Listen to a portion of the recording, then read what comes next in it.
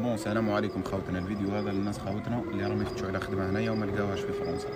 انت يا انسان ما عندكش ميتي، سي فري راح تتعكس لك شويه مع الاول، باسكو علاش ما عندكش ميتي؟ اي خدمه تطلب ميتي. اي انت ما عندكش ميتي بس عندك باسبور، الباسبور تاعك تنجم دير به فورماسيون تاع كاساس اللي تحكم لك خمس ايام من وقتك، وتسقام لك بين 600 حتى 900 اورو.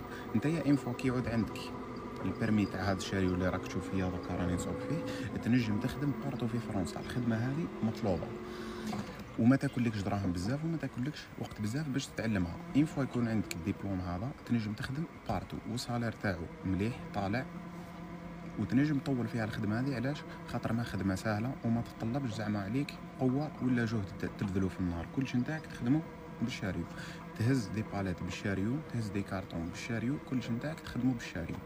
وما كاش واحد يجي يقول لك دير ولا اعمل ولا حط ولا طلع، ينعتولك خدمتك النهار الاول وانت تروح تكملها وحدك. يسمى ما عندك شاف تاع يبقى يجري من وراك ولا يكره فيك. يعطيوك الشاريو، يعلموك الخدمه، ومن بعد تدخل انت يا خويا العزيز تبدا في الخدمه نتاعك. نقولوا بديتي 7 ولا 8 تاع الصباح، تخدم 7 ولا 8 سوايع نتاعك وحدك الاز، واحد ما يجي عندك وواحد ما يطلع عليك حاجه واحده، تخدم الخدمه نتاعك على اتم وجه. وهذا ما كان. ما تبقاوش تقسيو في الناس البرا، تحتاج خدام خويا، تحتاج خدام خويا، تحتاج خدام خويا. لا، روح دير الدبلوم نتاعك هذا تاع الكاساس وتلقى به خدمه ان شاء الله. انا نحكي معاك من الميدان، ما كانش اللي عنده هاد الدبلوم وما خدمش به، صوف سي هو ما فتش على الخدمه. السلام عليكم.